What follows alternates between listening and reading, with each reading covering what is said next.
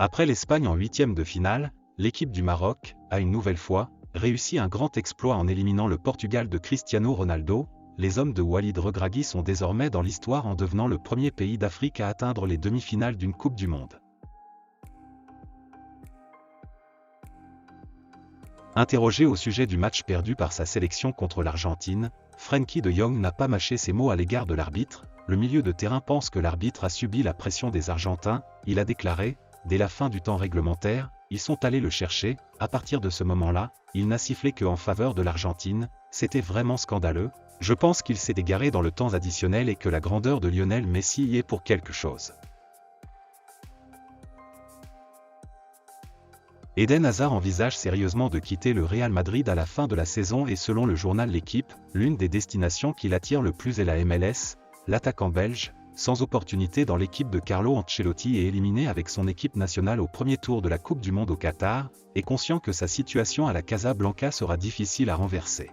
Les blessures et ses performances lorsqu'il a joué ont mis fin à la patience du club madrilène, qu'il avait déjà mis sur le marché il y a quelques mois sans succès, sous contrat jusqu'en juin 2024 et ayant pris sa retraite internationale suite à l'élimination de la Belgique au Mondial. Hazard a déjà reconnu dans une interview accordée à Marca que sa fin à Madrid pourrait être proche.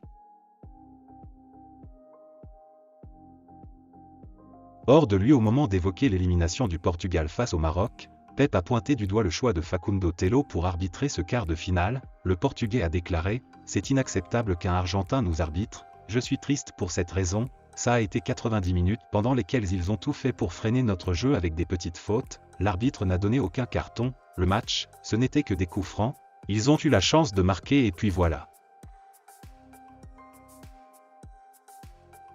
Très précieux samedi soir lors du quart de finale de Coupe du Monde contre l'Angleterre, Antoine Griezmann s'est offert un record lors de cette rencontre. Le joueur de l'Atlético Madrid est entré au panthéon du football français en devenant le meilleur passeur de l'histoire de l'équipe de France, auteur de 2 passes décisives pour Aurélien Tchouaméni et Olivier Giroud. Griezmann totalise 28 offrandes sous la tunique bleue et devance désormais Thierry Henry et Zinedine Zidane.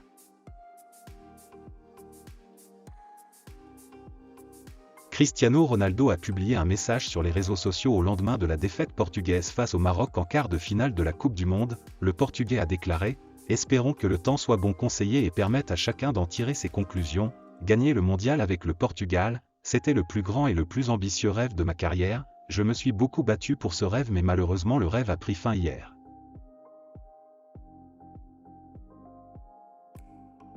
Après l'élimination du Brésil en quart de finale de la Coupe du Monde face à la Croatie, Neymar laisse planer le doute sur sa carrière internationale. Le Brésilien a déclaré « J'ai besoin d'analyser, de réfléchir un peu plus à ce qui est bon pour moi et pour l'équipe nationale, je ne garantis pas à 100% que je reviendrai. »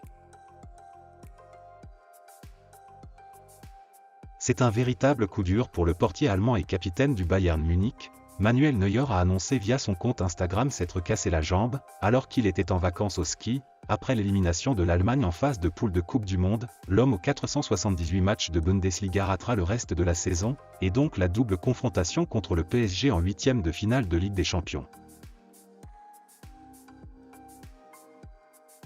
Selon les dernières informations de Sport, confirmant celle de Relevo datant de fin octobre, le FC Barcelone continue d'avancer sur le dossier menant à l'arrivée libre de N'Golo Kanté, également sans contrat à partir du 1er juillet prochain et qui ne devrait pas prolonger son bail à Chelsea.